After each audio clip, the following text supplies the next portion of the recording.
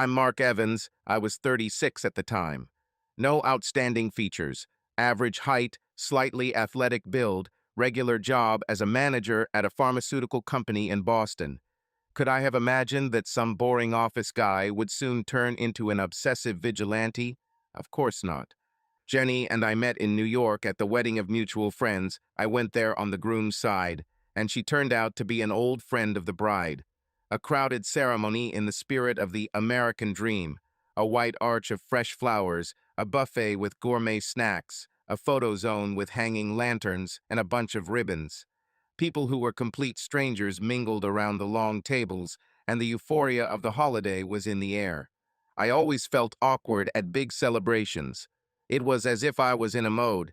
Drink a couple of glasses and pretend that everything is fine, although inside I was bored.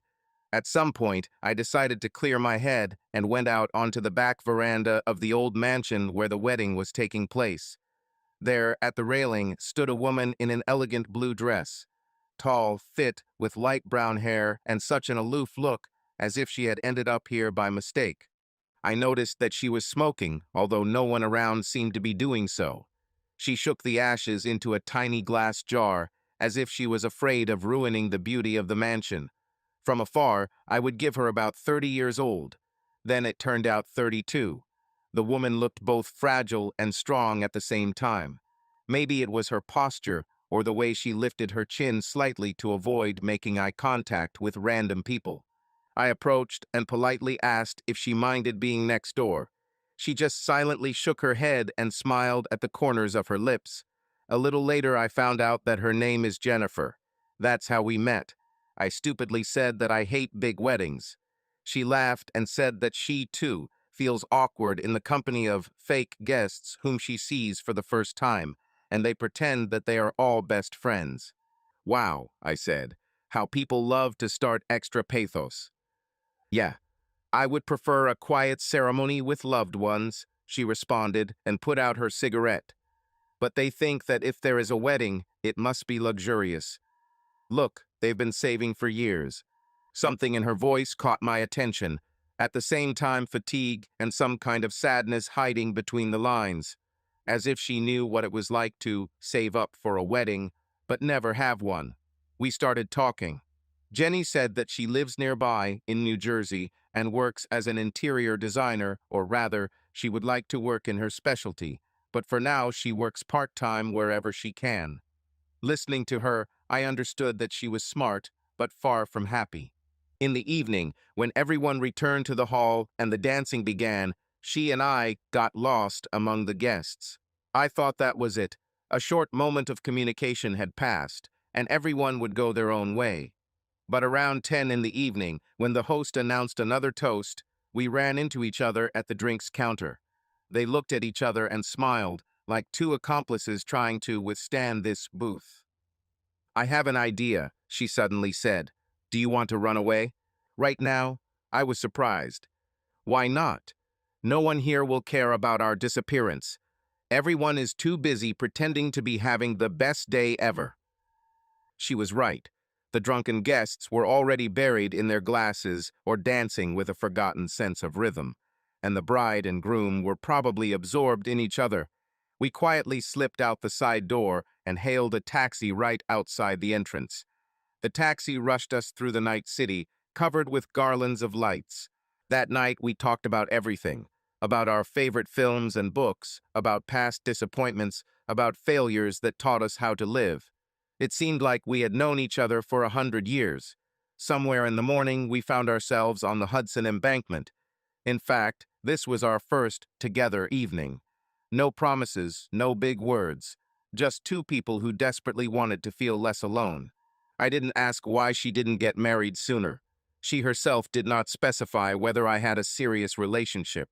There was still that unfamiliar taste of freedom and something forbidden in the air, as if we had escaped not from the wedding of friends, but from our own fears.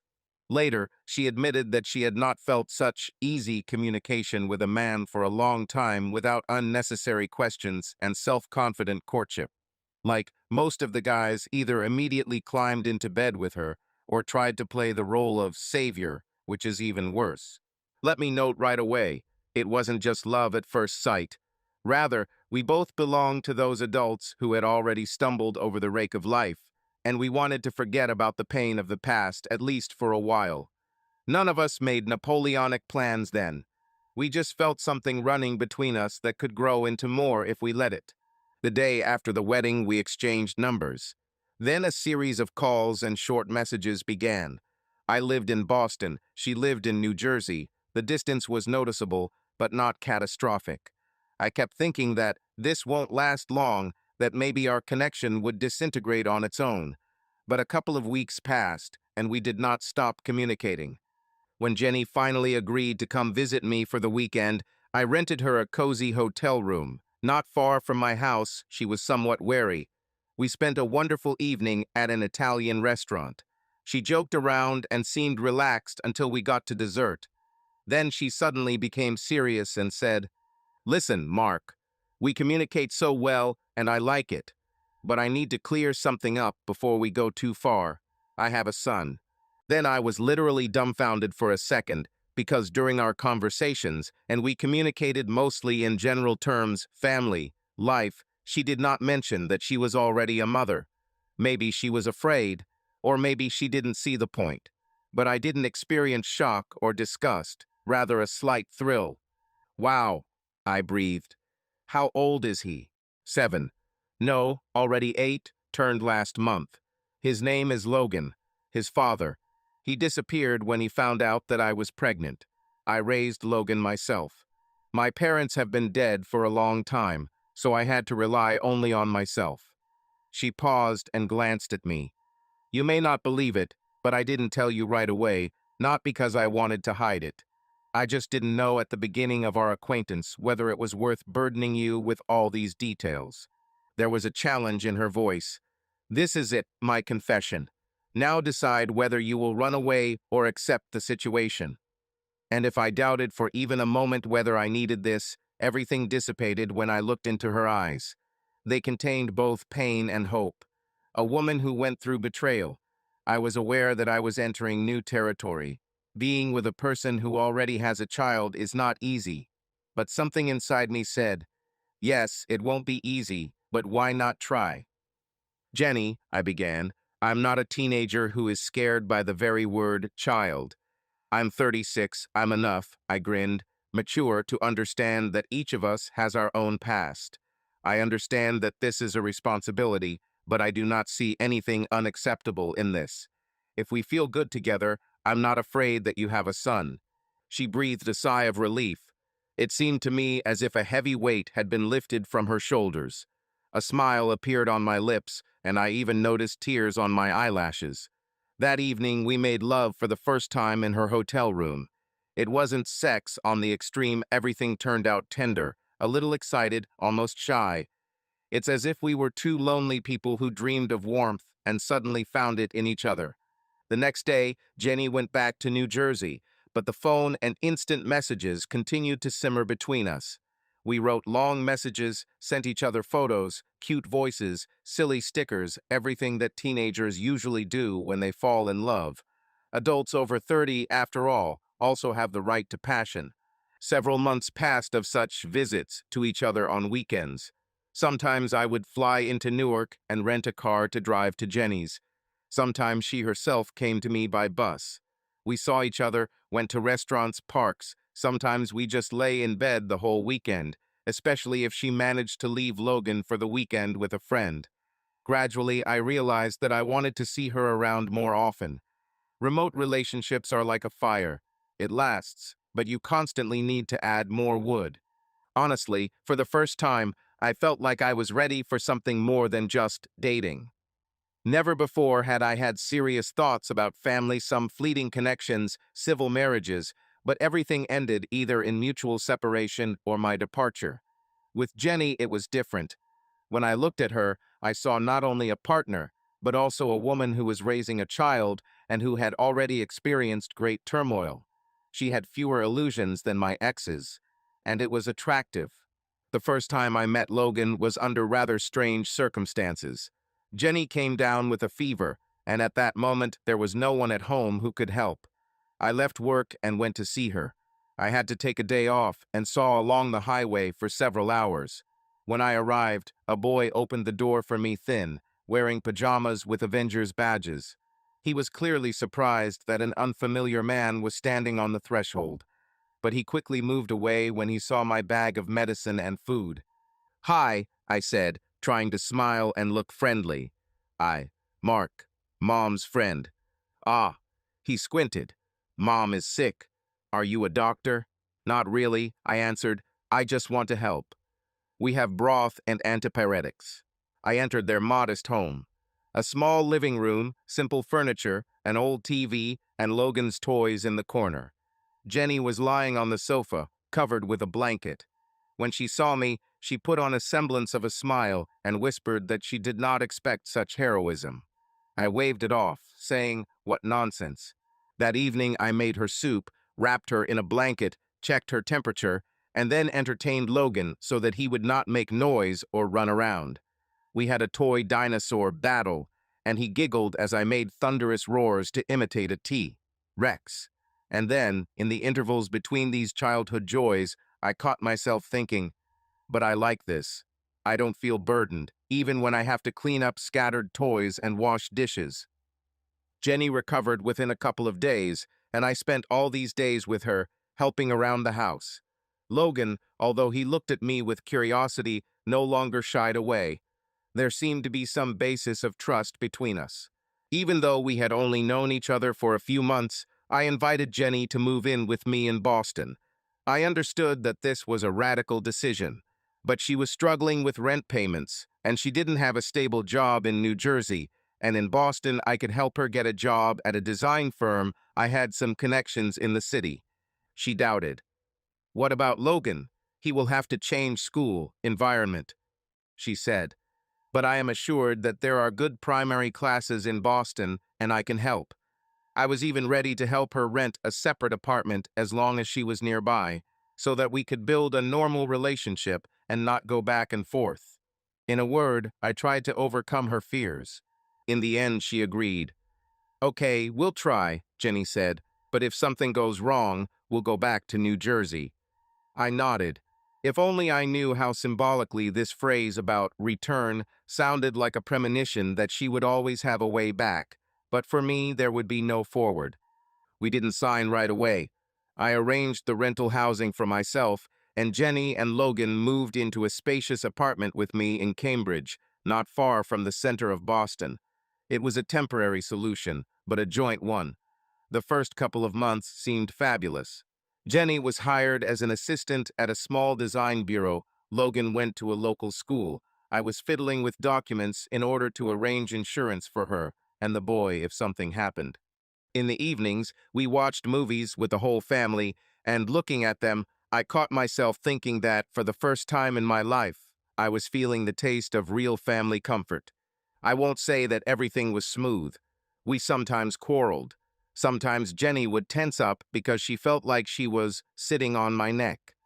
I assured her that this was temporary until she got back on her feet. Logan had a hard time adjusting to the new place at times, but we managed and were even glad that we had become closer. And then the moment came when I decided to legalize our relationship. I took Jenny out for a romantic dinner, and right in the middle of a cozy Italian restaurant, I pulled out a box with a ring. This was not a Hollywood script.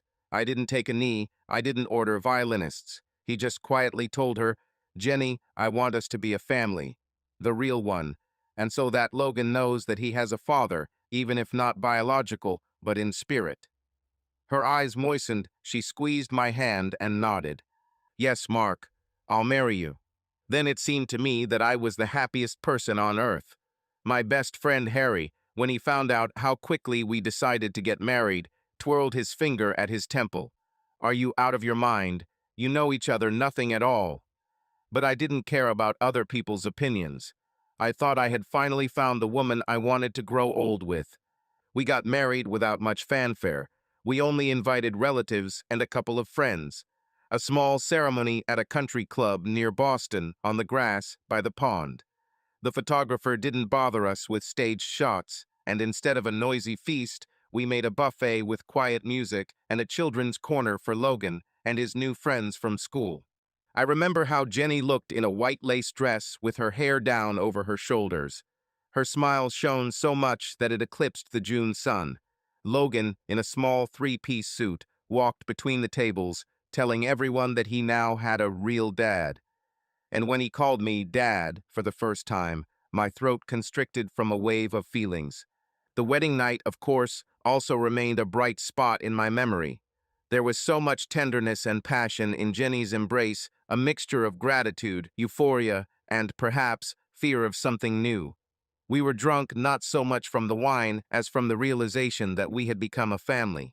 Soon after the wedding, we purchased a small house near Boston with a mortgage, a bright two-story cottage with a neat lawn and a maple tree at the entrance. Everything seemed to be going according to plan. Logan was going to school. I had a stable management position at a pharmaceutical company. Jenny was continuing her career as a designer, gaining her own clients. It would seem like a dream. We drink morning coffee on the veranda, discuss how to spend the weekend, make plans, maybe a summer vacation somewhere in Maine or Cape Cod. Our neighbors are typical American families who wave friendly when they meet and invite us to a barbecue. Everything looked perfect. About a year after the wedding, Logan turned 9, I began to notice that something was happening with Jenny. She began to disappear more often in the evenings, citing work reasons. She said that she had urgent projects, and she needed to meet with clients sometimes until late in the evening. I'm not the kind of person who immediately panics or throws accusations. Moreover, I also have work, stress, and reports. But sometimes I approached her and asked, "Honey, maybe you need something. Maybe you're tired. Let's take a vacation." To which she usually shrugged it off. "It's okay, Mark. There's just a lot to do. You know how difficult it is to build a career in a new place." Outwardly, peace and harmony still reigned among us. We ate dinner together from time to time when her urgent projects weren't in the way, and still made love on the weekends when we could put Logan to bed early or send him to a friend's for a slumber party. But I increasingly noticed that during intimacy she seemed to be distracted or immersed in herself. I tried to cheer her up, ask what was wrong, but she just smiled and said that she had work deadlines on her mind. One evening, while sorting things out in the living room, I came across her purse. Out came a receipt from a bar in downtown Boston for the previous night. The time is about 11 in the evening. The amount is quite decent. But she said that she was at the client's house, discussing the interior of the children's room. It is doubtful that they discussed this at the bar. I didn't attach too much importance to it at the time. In the depths of my soul, of course, there was a pang. But I pushed this feeling deeper. I felt like something was seeping into our relationship. We still looked like an ideal couple to everyone, and we believed it ourselves. But mistrust is an insidious thing. It can undermine the foundation for years until everything collapses in one moment. Several weeks have passed since I discovered the strange receipt from the bar. During this time, Jenny continued to behave as usual, or at least tried to give that impression. But I began to feel that something had changed in her attitude towards me. She became more nervous, sometimes getting irritated over trifles.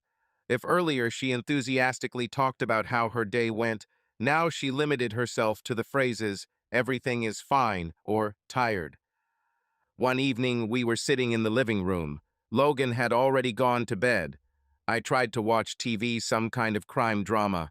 Jenny sat next to her, but limply scrolled through the feed on her phone and sighed incessantly. I asked if she had a headache and received a short, "Yes, a little." "Would you like me to bring you a pill?" I suggested. She looked at me with a kind of distant look. "No need, I can handle it myself. Just tired."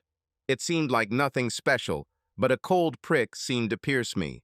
Too often she began to get tired. I tried to be sensitive and patient.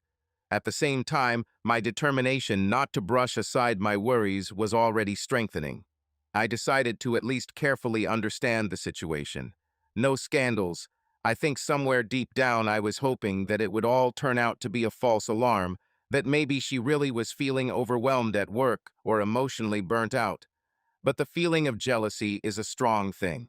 Since I worked in an office, and Jenny often left for meetings with clients. I decided to check whether these meetings really exist or whether it's all a fiction. I made a list of her proposed projects that she mentioned. I wrote to her a couple of times, "Hello, where are you now? Everything is fine," and watched what she would answer. Sometimes she would say that she was on site in the suburbs, but that same evening I didn't find any sketches or notes in her bag that designers usually carry around with them. One day she said that she would be with the customer until 11 in the evening. I couldn't stand it, and after my work I went to that same suburb. I called her, she didn't pick up, then she wrote a message. "We'll talk later, I'm busy." Somehow, using a Google map and the address that she supposedly gave earlier, I drove along the desired street. There were mostly cottages there. I didn't notice any obvious facility under construction. No one likes Jenny. I made a circle, stood by the side of the road for about 15 minutes silence. The house, where, as she said, the new interior project was located, was dark, with closed shutters. There were no cars at the entrance, no signs of life. As a result, I turned around and went home, without waiting for at least some hint of my wife's presence. My pulse was pounding in my ears with adrenaline and anger.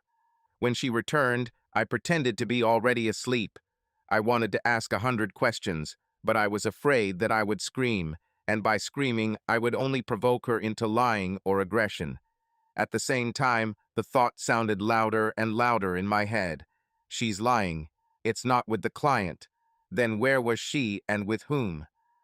Finally, the idea that Jenny was cheating on me went from a hunch to a conscious paranoia. But I lacked direct evidence. Just because a person lied about a work project is not absolute proof of adultery, right? Maybe she just didn't want to admit that she goes to the bar alone to take her mind off her problems. Or does she have financial debts that she's hiding? I tried to find alternative explanations. But the longer I searched, the more clearly I felt that it was about another man. And yet fate itself handed me an unwanted surprise. One day, when Jenny took a shower after returning home, her phone was left on the kitchen table. The device vibrated with an incoming message. I usually didn't pry into her personal gadgets. We trusted each other, or so I thought. But then something inside me seemed to explode. This is a chance. Open it and look. I fought with myself, as if I was doing something dirty and base. But the suspicions were stronger. I clicked to read the notice. It turned out to be a message from a certain P, with, "Short, I can't stop thinking about last night. When will we see you again?" My heart felt like it sank to my feet. Last night, she said that she returned from work only at midnight. Horrible images immediately flashed in my head. I opened the chat. Yes, I violated her personal boundaries, and then I didn't care anymore. There was a whole fragment of correspondence, but she seemed to have managed to delete most of the messages. Just in the last couple of days, there have been several hints from this PS. They say, "I'm not going on a business trip next week. You can come to me." And she answered, "I don't know yet whether it will work." I felt dizzy. Everything fell into place. That late bar receipt, fake meetings with clients, constant excuses about being tired. Does she really have another man? And not just one affair, but full-fledged dates? I was shaking. I heard the water turn off in the bathroom, and in a panic, I slammed the phone screen shut and put the device back in place. I immediately felt disgusted, both for spying and for learning the truth. Is there anything more painful than finding out this? It seemed as if a volcano of rage and resentment was growing inside me. A couple of minutes later, Jenny came out in a robe, drying her hair with a towel. I stood in the middle of the kitchen, clutching the edge of the table. I wanted to immediately throw everything in my face.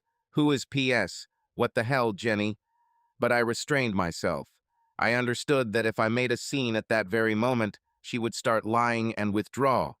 I was not prepared for the barrage of her possible excuses or accusations against me. However, apparently my face showed that something was wrong with me. Jenny frowned. "Everything is fine." "Okay," I muttered, looking away. "Just a headache. Maybe you can take some painkillers?" "Yes, I'll accept," I said, trying to stay calm. That night, we slept in the same bed. but I couldn't even think about touching her. Every minute seemed like torture because I felt her warmth next to me and understood that she was giving this warmth to someone else. I lay with my eyes open, looking at the ceiling, and imagined her meeting her lover, clinging to him, perhaps telling him that she was tired of me. Anger and jealousy were eating me up from the inside.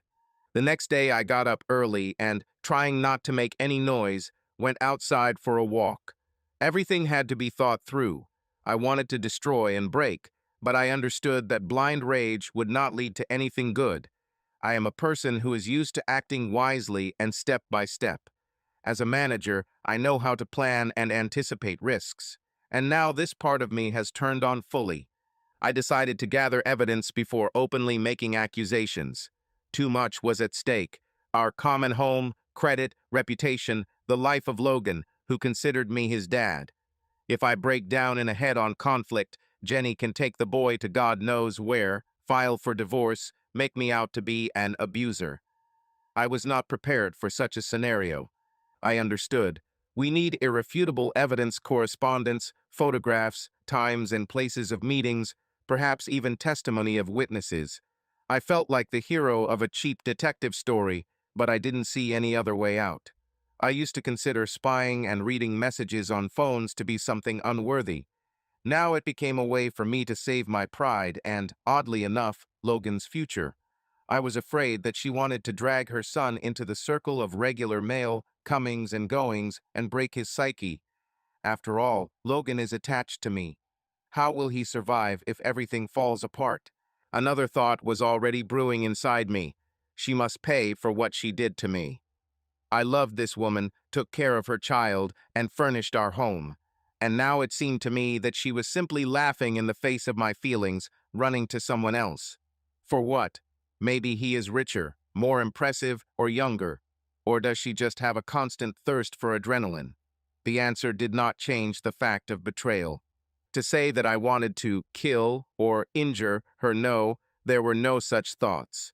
But cold anger awoke in me. I wanted her to feel the pain not physically, but emotionally. Which one exactly?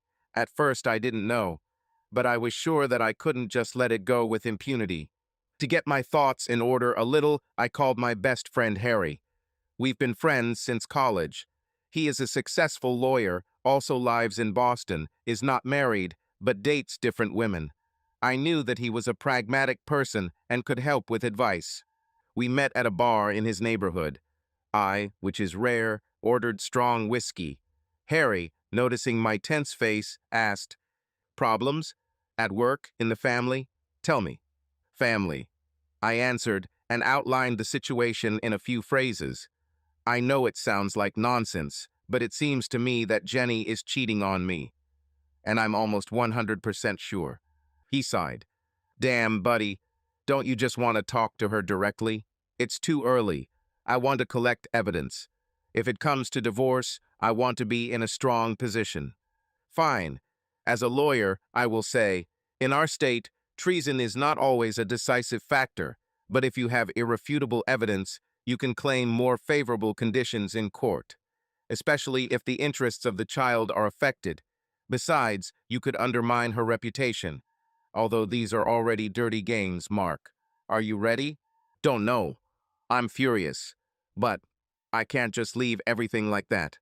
Harry promised that if necessary, he would put me in touch with a private detective. Like, nowadays it's easier than it seems. Of course, the pleasure is not cheap, but perhaps it will solve the problem with evidence. I hesitated. Hiring a detective and spying on his wife seemed wild, but at the same time, I didn't see any other way. By the way, during a conversation with Harry, I uttered the word revenge for the first time. Not directly, but rather in a hint. She must be held accountable for what she does to my heart and our family. Harry replied that he understood my feelings, but advised me not to make rash decisions. "If you are planning something illegal, you better forget it. Even though you suffer, don't go to jail. It's not worth it." I assured that I was not planning any crime.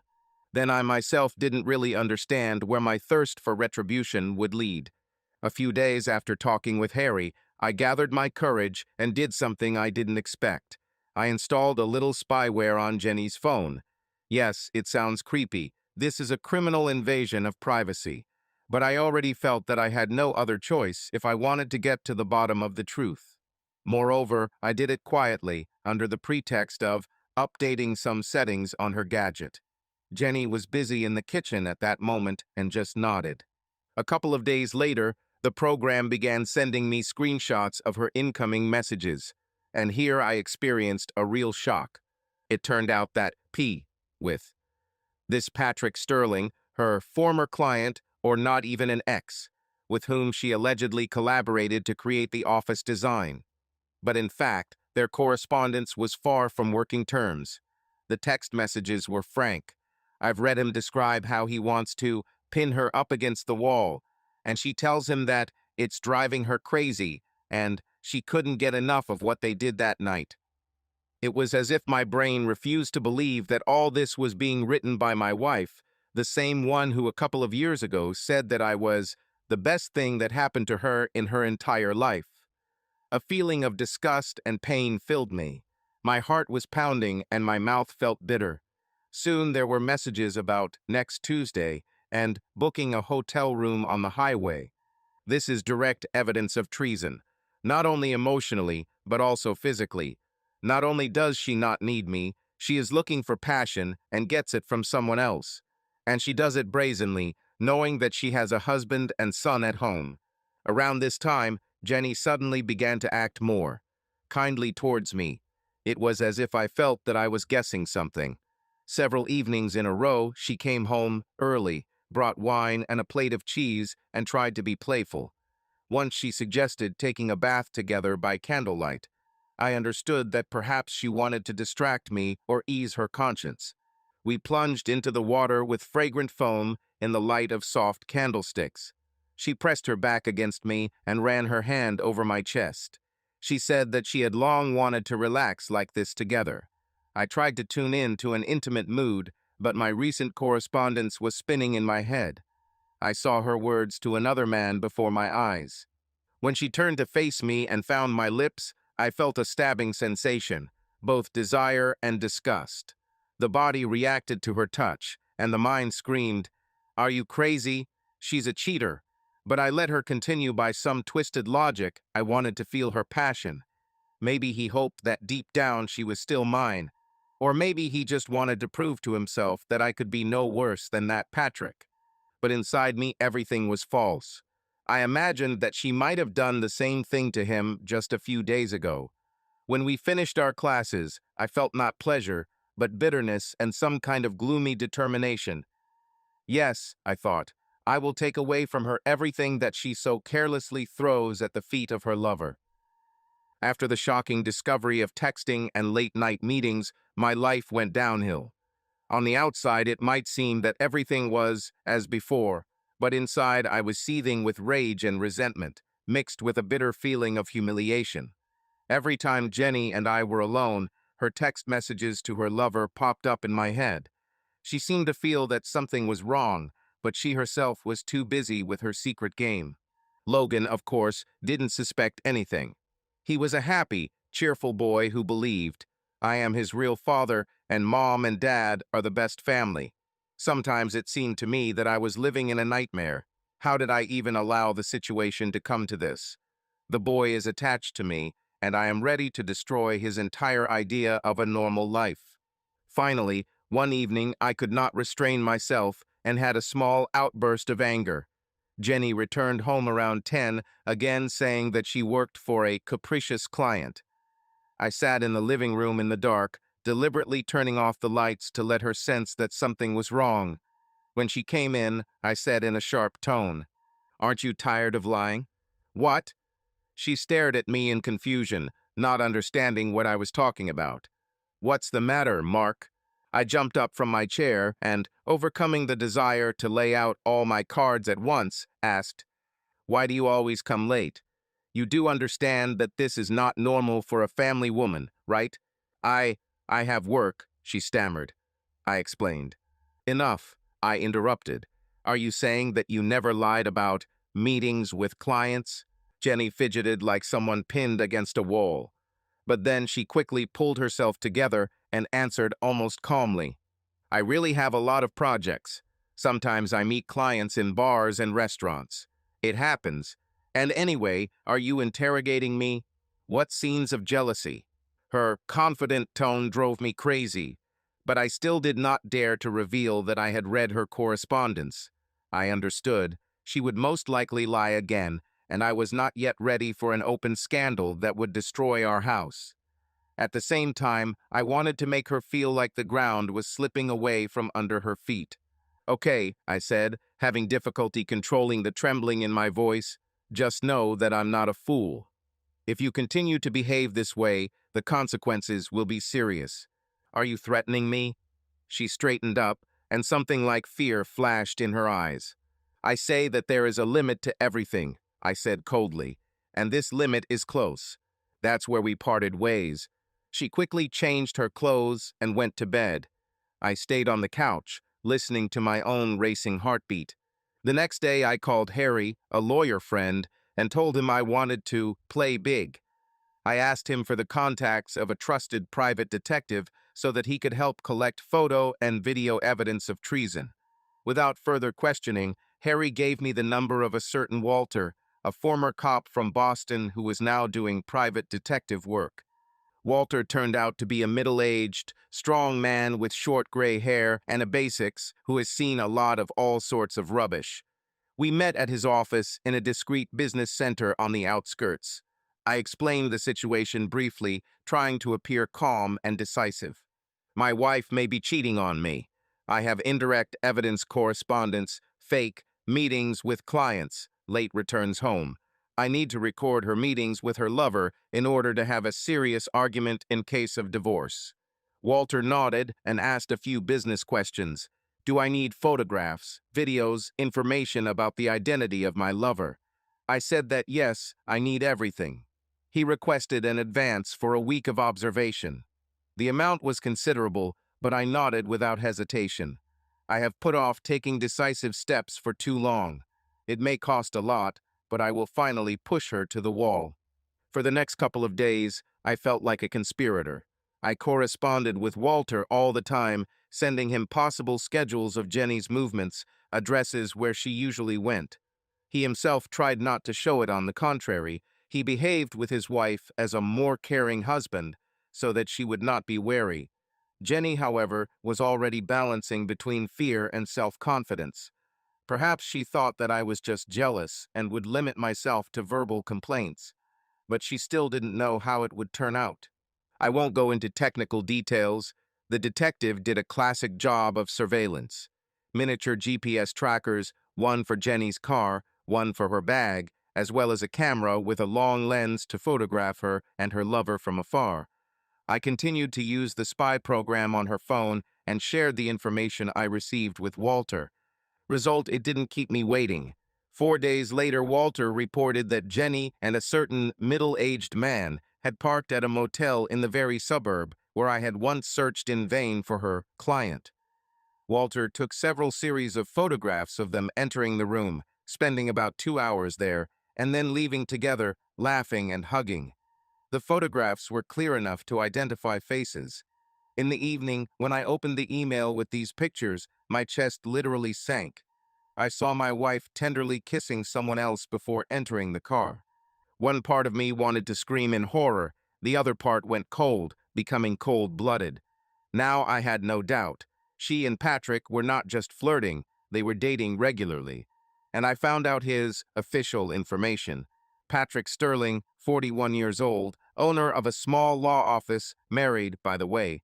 So, it's interesting. My wife's married lover. Another detail that adds spice to the betrayal.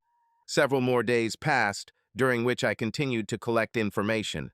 Walter even found out the address where Patrick lives with his wife and, it seems, their child.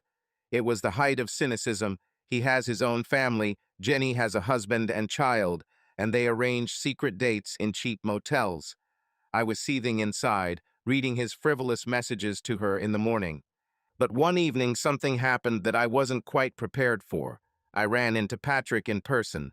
This happened almost by accident when, having returned home a little earlier from work, I saw a car slow down at our house, and Jenny got into it in the passenger seat. I parked a couple of doors down and leaned out to get a better look, and I recognized the hero of those very photographs. Without hesitation, I sharply turned the steering wheel and blocked their path, pressing the horn. Patrick swore and looked out the window. Hey, what the hell? And in the car next to him, my wife was sitting, her face white as a sheet. I got out and went to the driver's window. My heart was pounding, as if it was beating in my ears. Hi, I muttered, staring straight at him. You seem to be lost, buddy. He frowned and glanced at Jenny. What kind of jokes? This is not a joke, I said, looking into his eyes. I think we have something to talk about. Maybe you'll come out? Jenny jumped out of the car, trying to move between us. She grabbed my hand. Mark, please don't do this. This is not what you think. I smiled bitterly. Of course not. You just decided to go on business together, right? Patrick had realized by that time that I was Jenny's husband.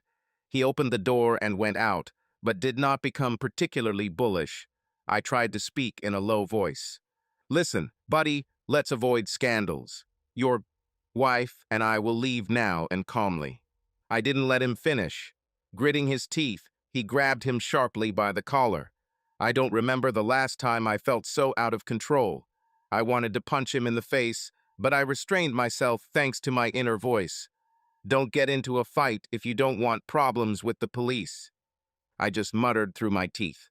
Disappear, and don't you dare show up again. Otherwise, you will regret it. Patrick clearly had no desire to get involved in a street brawl, especially on foreign territory. He pulled himself free, shrugged his shoulders disdainfully, got back into the car, and, casting a short glance at Jenny, said quietly, "Deal with your husband yourself." And he left. I stood in the middle of the street, feeling random passers-by staring at me. An elderly neighbor walked by and looked with a mixture of curiosity and condemnation, as if I was the criminal and not my wife. Everything was boiling inside me. I walked towards the house without even turning around. Jenny ran after me, muttering something like, "Let me explain, please." We went into the living room, and I slammed the door so hard that the glass rattled. I immediately asked, "How long has this been going on? How long have you been sleeping with this bastard?" My voice trembled, but not from weakness, but from rage mixed with treacherous pain. She pursed her lips, as if trying to hold back words that she shouldn't have had at all. Tears sparkled in her eyes. "Mark," she whispered, "please."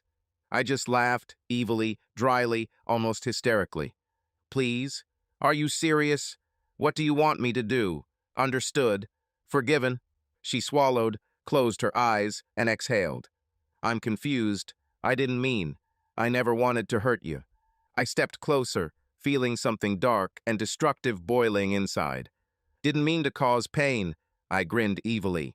"Did you just want to have a nice time on the side? Were you bored? What were you missing, huh? Love? Care? Respect? I married you when you already had a child. I gave you everything. All." She sobbed, pressing her hand to her mouth. "It was a mistake." Her voice broke. I really didn't want it to go this far. But it's gone. At some point." She shook her head, avoiding my gaze. "I was lonely." "Are you lonely?" Something broke in me. "Were you alone, married to a man who worked his ass off so that you and Logan wouldn't want for anything? Who loved you enough to accept your son as his own? Do you realize what you are saying now?" She covered her face with her hands. I don't know. I can't explain." I stepped back as if struck. "Oh, as much as you can. It's always the same story, right? I didn't want to, but..." I clenched my fists. Only at the end of this story, there is always one person left who was smeared on the asphalt. The one who was betrayed. She burst into tears, covering her face with her hands. And if I had been softer, maybe I would have succumbed to pity. But my path to this exposure was too long and painful, so I strained. "Pack your things." She looked up at me pleadingly. "Where?" "We have a house. Logan. Logan will stay here with me.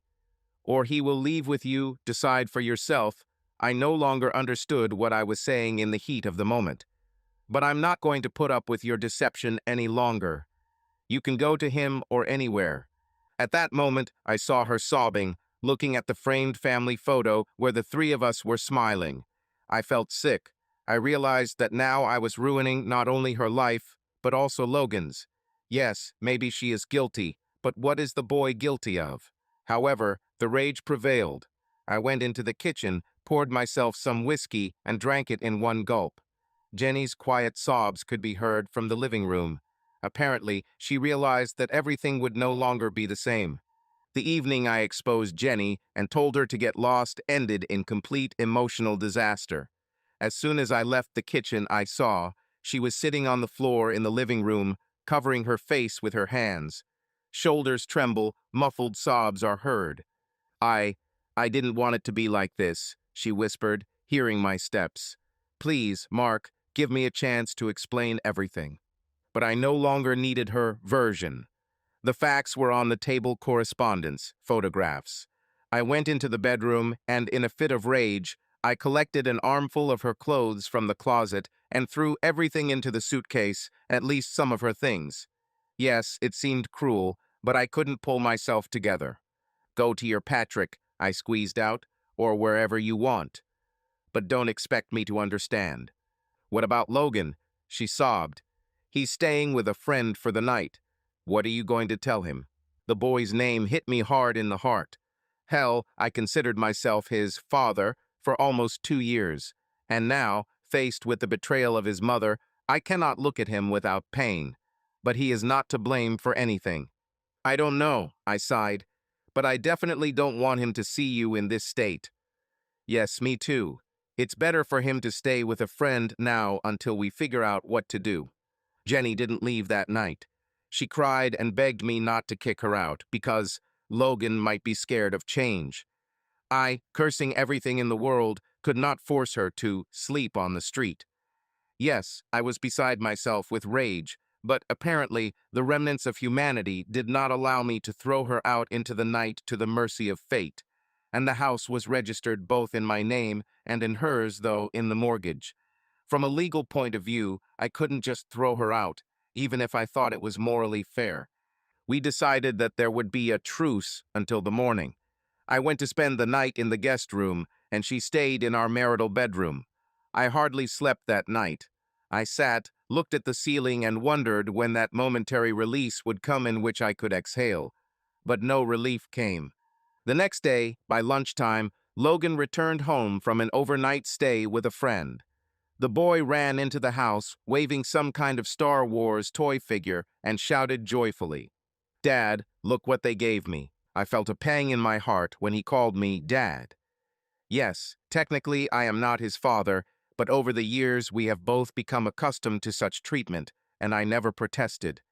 Jenny immediately ran out of the kitchen, hugged her son, trying to smile and speak in a cheerful voice, as if nothing had happened. "How are you doing?" Logan asked. "I missed you." I coughed, not knowing what to say, and Jenny was the first to be found. We're okay, honey. It's just that Dad and I had a little work to do. Everything is fine." I felt disgusted by her words. She was lying right to the child's eyes, hiding that the family was on the verge of collapse. But I couldn't reproach her in front of Logan. Why traumatize the boy? I could only remain silent. The whole day was tense. Logan walked around the house, telling something he wanted to share his impressions, but a gloomy silence emanated from us. The son kept throwing anxious glances. Apparently, he felt that there was a smell of thunder between his parents. "Maybe we can play a board game," he suggested when he saw me in the living room. "To Monopoly." I wanted to say yes, but Jenny came out of the bedroom, pale and distracted. "Logan, Dad has no time now." "Me too. Sorry, Cat." His son's face immediately darkened, his shoulders slumped slightly. "Okay," he said quietly. "I'll go to my room then." I watched him as he disappeared through the door, and everything inside was clenched with rage, pain, and awareness. We were ruining him. Both of us. We ourselves are destroying his psyche, you know, I muttered, looking Jenny in the eyes. It would be better if you explained everything to him yourself. Her gaze flashed, not from remorse, but from protection. Explained what? She said sharply. That I'm a bad mom because I cheated, or that you want to kick me out of the house. This will simply kill him mentally. I clenched my teeth so hard that my jaw was cramping. How do you imagine your future life under one roof? Will you lie to him every day, pretending that nothing happened? She turned away, pressing her palms to her face. I saw how her shoulders trembled, how she swallowed the lump in her throat, but I no longer had the strength to sympathize or regret. I'm tired. All that remained was silent bitterness and the realization that everything we had built was now in ruins. Of course, after the open confrontation, I immediately called Harry, my lawyer friend, and asked for advice on how to legally get out of this situation. I told him, "She admitted to cheating. I have a lot of evidence. I want to file for divorce as soon as possible." Harry advised him not to rush. In our state of Massachusetts, the fact of infidelity does not always give the right to a hasty divorce on the most favorable terms. We need to think through a strategy. If you have a common child, even a stepchild, everything is more complicated. Plus, the house is under a mortgage, property issues will have to be resolved. But Logan is not my biological son, I replied. I didn't officially adopt him. So, technically, you are his stepfather, not his father, Harry explained. It can work for you or against you, depending on what you want. If you want to claim custody, prove that you are better at parenting. But Logan's biological father disappeared, and Jenny was a single mother, I confirmed. I can't leave the guy. It's not his fault. Harry sighed. In such cases, the courts usually side with the biological parent, unless there are extreme circumstances, dependence, violence, serious violations of the law. Cheating alone is not enough to take a child away from its mother. But if you want him to stay with you, you will have to fight for it in court, prove an emotional connection, your financial stability, and so on. Be prepared that it will take nerves, money, and time. I understood. The path to divorce results in a long lawsuit, and I had two feelings. Part of me wanted to push Jenny legally to get the maximum for myself. Another part was painfully aware that this would affect Logan, and the house, bought for two people, would have to be divided somehow, and I was not going to leave her a cozy nest, which, in fact, I was equipping mainly at my own expense. In my heart, I was hatching an idea for a more cunning approach, to undermine Jenny's reputation in front of her work, in front of her acquaintances, so that she would be left without support. Let her feel what it's like to be vulnerable and humiliated, whispered the offended half of my soul. Yes, I was beginning to plunge into a dark area, ruining my wife's life the same way she broke my faith.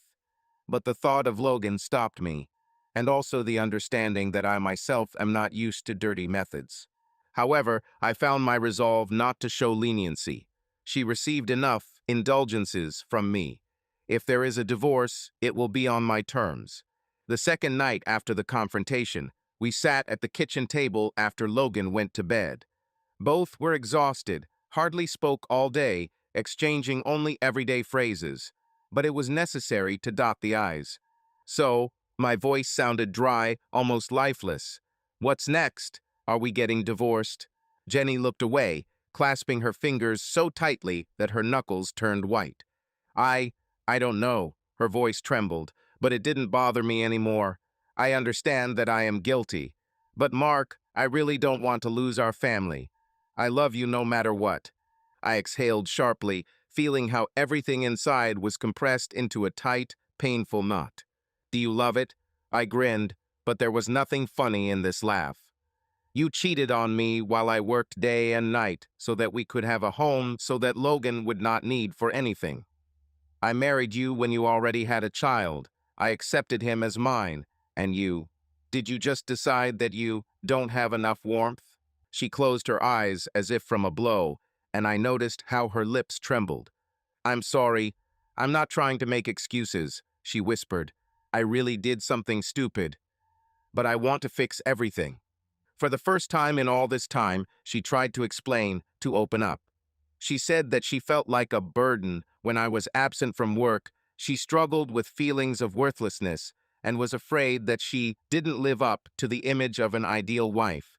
She was torn from the inside. On the one hand, she thanked me for everything I did for her. On the other, it seemed to her that she was unworthy of all this. And then Patrick appeared, the one who noticed her talent, who listened to her, who gave her what she so craved. Listening to all this, I felt only a dull, caustic pain. "So he gave you exactly what you thought I couldn't?" I asked, looking her straight in the eyes. She gasped, exhaled convulsively, but did not answer. "I understand," I continued coldly. "It's easy to understand. But accept? Never." She wanted to say something, but I was no longer listening. In the end, change is always a choice. No one forced her to go to bed with someone else. "What exactly do you want?" My voice sounded cold, distant, but rage, mixed with pain, was bubbling inside me, so that I ask for forgiveness for my busyness and pretend that there was no betrayal, so that I can continue to live with you as if everything's the same. Her lips trembled. There were tears in her eyes. She swallowed as if the words were stuck in her throat. "No," she exhaled, and her voice broke. I'm ready to break up with Patrick. I've already finished everything. It's over, I swear. I only care about you and Logan." I squinted, watching her face, every gesture, every movement. Is this true? Or is she just afraid of the consequences? Afraid that I won't forgive? Afraid that he will lose everything? "Okay," I said after a long, pressing pause. "Let's say you want to save your family. How are you going to win back my trust?" She sobbed, clutching the sleeves of her sweater with her fingers as if searching for support in them. "I will do whatever you say," she whispered, swallowing back tears. "I can make an appointment with a psychologist. I can live separately if you want. But I beg you, don't take hasty steps. Let's at least try. For our son's sake. For my son's sake." These words hit exactly where it hurt the most, to the weakest point. I didn't want to ruin Logan's life. He is not to blame for anything. But I also didn't want to live with a woman who betrayed me, who had fun behind my back. I looked at her face, crumpled with tears, at her disheveled hair, at her trembling lips. A pitiful sight. She was broken, but not from remorse, from fear, from the realization that now everything depends on me. If I file for divorce right now, then everything will spiral. Lawyers, division of property, court proceedings, custody issues, endless interrogations from Logan about why mom and dad are no longer together. I was ready for this, but I took a deep breath and exhaled. "Let me think," I finally managed. "But remember one thing, I no longer believe your words." She nodded without raising her head, and tears fell onto her hands. "Your forgiveness will cost dearly," I added harshly. She sobbed, and I saw something shrink in her as she accepted these conditions. And for the first time in all this time, I felt power. Now I'm not the one chasing her love. Now she is the one who begs me not to leave. And something inside me was coldly happy about this. Yes, maybe I'm turning into a scoundrel. But damn it, I don't care anymore. The next morning, I woke up with a clear decision. I wasn't going to rush into a divorce, but I wasn't going to pretend like nothing had happened. I won't forget. I won't forgive you just like that. The bed next to me was empty. We were already sleeping in different rooms. She was already up, probably trying to act normal. Only now, ordinary no longer existed. Everything has changed. I exhaled slowly, feeling a new, cold determination grow within me. Yesterday's emotions were replaced by something else. By awareness, I had trump cards in my hands that I could play at any second. Photos, videos, correspondence. Evidence of her betrayal, ready to become known to the public, the court, family, friends. I could use them so that she would experience firsthand what it was like to be deceived, humiliated, and without control over the situation. And I was going to do it. At lunchtime, I called our bank, where we took out a mortgage. In a calm voice, as if we were talking about simple financial advice, I asked if I could re-sign the contract exclusively for myself so that I could have complete control over the house. The specialist said that theoretically this is possible, but the consent of the second borrower, that is, Jenny, and financial verification will be required. I narrowed my eyes. Here it is. First step. If she voluntarily gives up her share in the house, then during a divorce it will be much more difficult for her to claim part of the property. I didn't tell her anything yet. I just kept this plan in my mind, thinking through exactly how to implement it. Then I went to the accountant at our family's insurance company and asked one more question. Can I exclude my wife from my health coverage? It turned out that yes, if you change your insurance status from family to individual. I nodded, making a mental note. Another lever of pressure. I didn't remove the spyware from her smartphone. On the contrary, now I monitored every message, every call. Not because I was jealous. I felt nothing but icy contempt for her. I just wanted to understand what she was doing, what she was thinking about, whether she was building new intrigues, whether she had renewed her connection with Patrick. Is he preparing some kind of revenge for me? The paranoid part of my mind grew, but I thought it was justified. And now, a couple of days later, I caught myself on a new wave of malicious satisfaction. Jenny broke up with Patrick via text message. It's over. I can't do this anymore. I need to save my family. I have read this message several times. Then he looked at Patrick's answer. Anger, disappointment, prayers. He tried to convince her to meet, pressed, persuaded. And she, for the first time ever, was firm. Don't come near my house. This could complicate things. Don't write to me anymore. I smiled bitterly as I looked at the screen. Well, at least she made the right choice here. I looked out the window at the evening sky, painted in crimson-violet shades. Somewhere below, Logan was playing with a ball, not even suspecting what Shakespearean passions were boiling in his house. The world kept moving. What about me? I was no longer the same person who once trusted my wife unconditionally. Under Logan, we tried to maintain a semblance of normalcy. We sat at the same table, discussed his lessons, watched family films, pretending that everything was the same as before. But I saw how he looked at me with anxiety, how he caught the moments when I was not next to my mother, when an icy silence hung between us.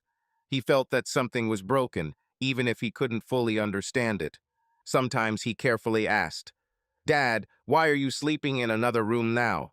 Are you sick?" I swallowed, trying to hide my irritation, and answered as calmly as possible. "Yes, son, just temporary." He nodded, but I saw distrust in his eyes. He was smarter than we thought.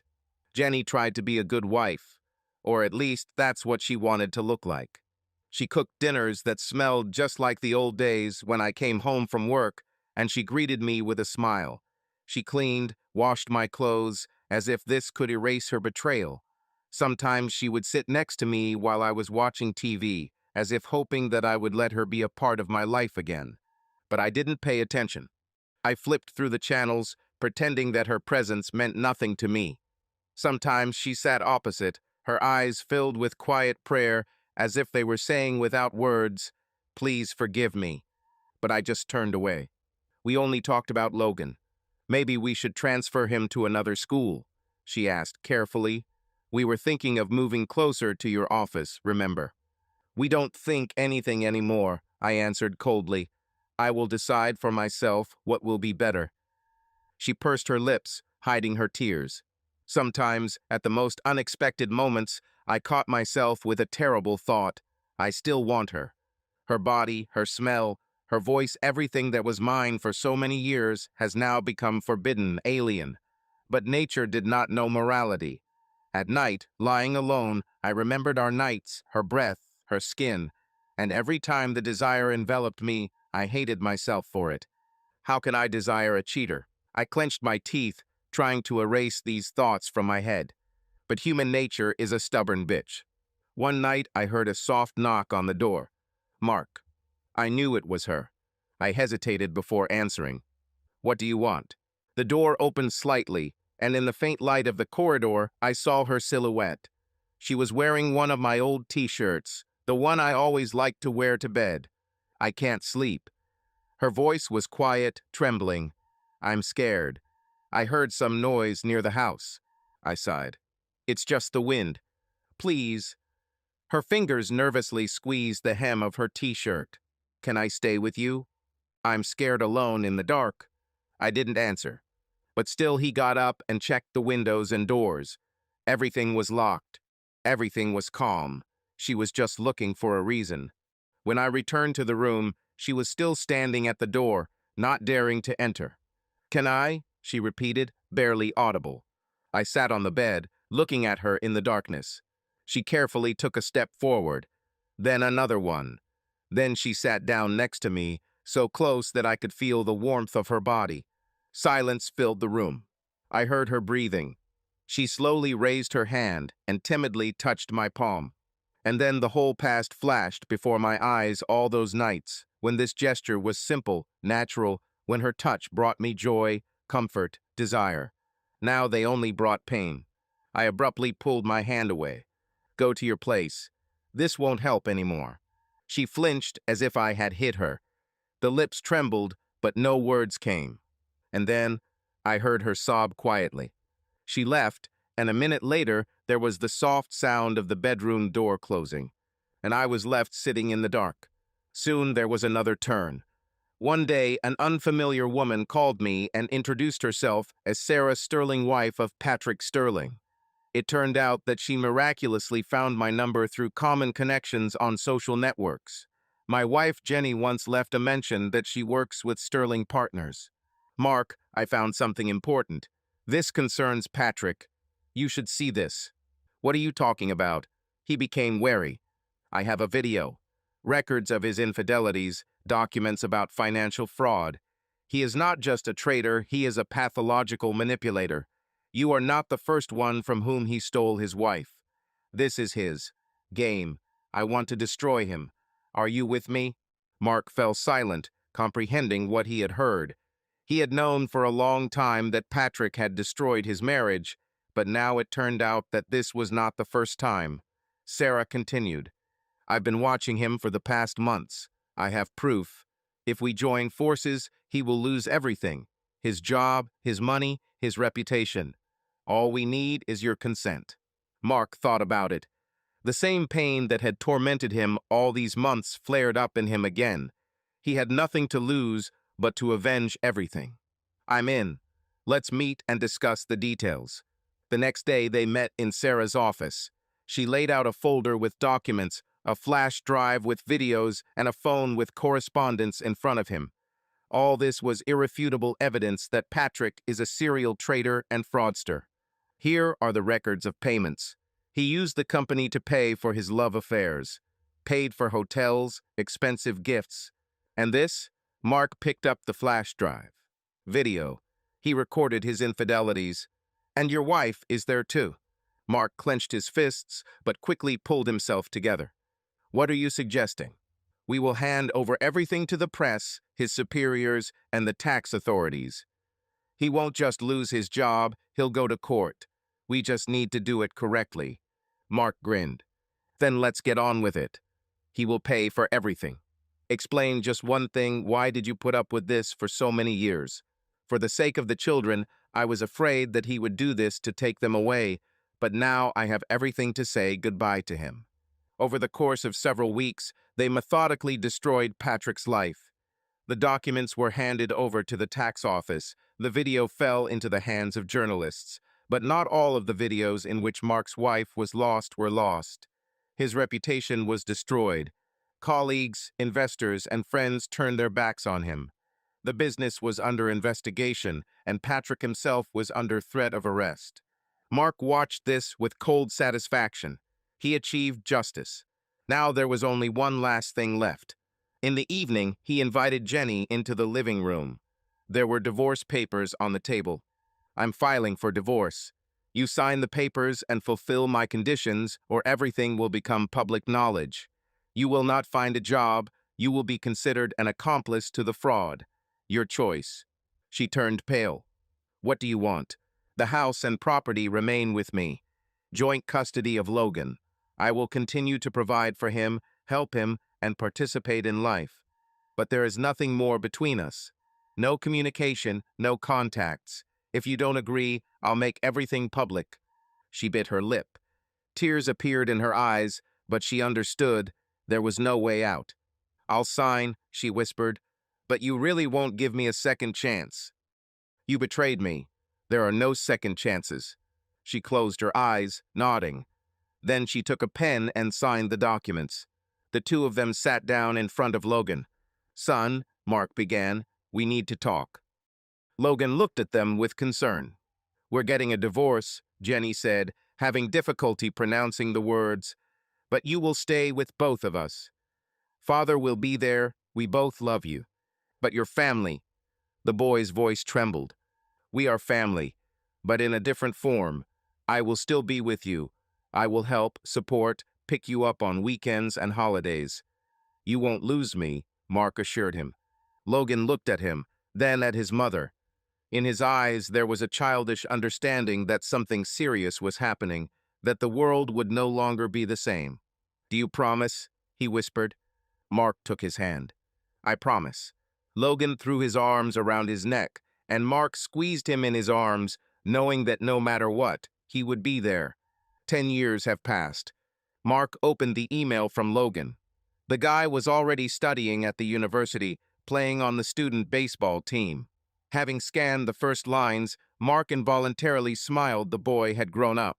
But in his words, one could still hear the same sincere gratitude as many years ago. Since he and Jenny divorced, Mark has not missed a single important event in Logan's life.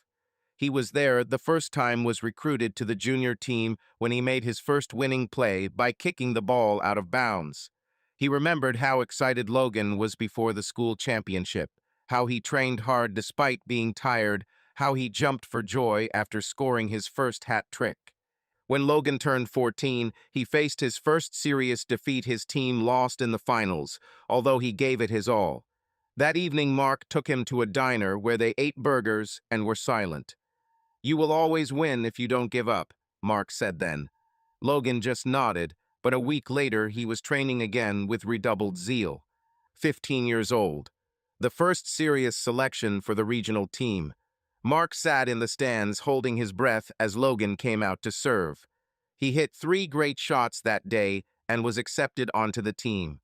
After the game, Logan couldn't believe it, and Mark simply patted him on the shoulder. "You deserve it." 16. A turning point year. Logan began to think about the future. Many of his friends had given up the sport, but he couldn't imagine his life without baseball. Mark helped him choose colleges with strong sports programs. Together, they wrote up applications and analyzed the tactics of student team games. 17. Last school season. Logan led the team to the state finals and made the shot in the deciding game that gave them the win. It was one of those moments that you will remember for a lifetime. After the game, he proudly gave Mark the ball, the same one he hit on the winning putt. "Hi, Dad. I'm great. I'll come this weekend. Love you." Mark smiled at the message from Logan. He read it again, allowing himself to feel every word. After all, life turned out the way he wanted. Calm reigned in his spacious house, with panoramic windows and a cozy terrace. He achieved success in business. He had a new woman, mature, understanding, without drama and pretensions. He finished with Jenny completely, leaving her not a single chance to return to his life. He even bought Logan a personal phone so he could make appointments directly without having to confront his ex-wife. This stage has been passed. Sipping his morning coffee in a ceramic mug with the Starbucks logo, Mark glanced out the window. Neighbor John was already pulling trash cans to the curb in preparation for his weekly trash pickup. A yellow school bus drove slowly down the street, collecting children for school. Everything went as usual. But for Patrick, life turned out differently. He never recovered from the crash. Once a successful businessman, he was now hiding in another state, fleeing creditors and angry clients. His company collapsed, leaving behind a long trail of unpaid bills and lawsuits. Sarah, she didn't pull him along with her. She moved on, meeting a man with whom she seemed to be happy. Ironically, Mark didn't feel an ounce of regret. Everything that was planned has come true. Old grievances have been avenged. And most importantly, life went on. Subscribe to our channel so that your love doesn't cheat on you, and go ahead and listen to the next story, because this story is nothing compared to the next one. If you're under 18, don't even think click to the next one.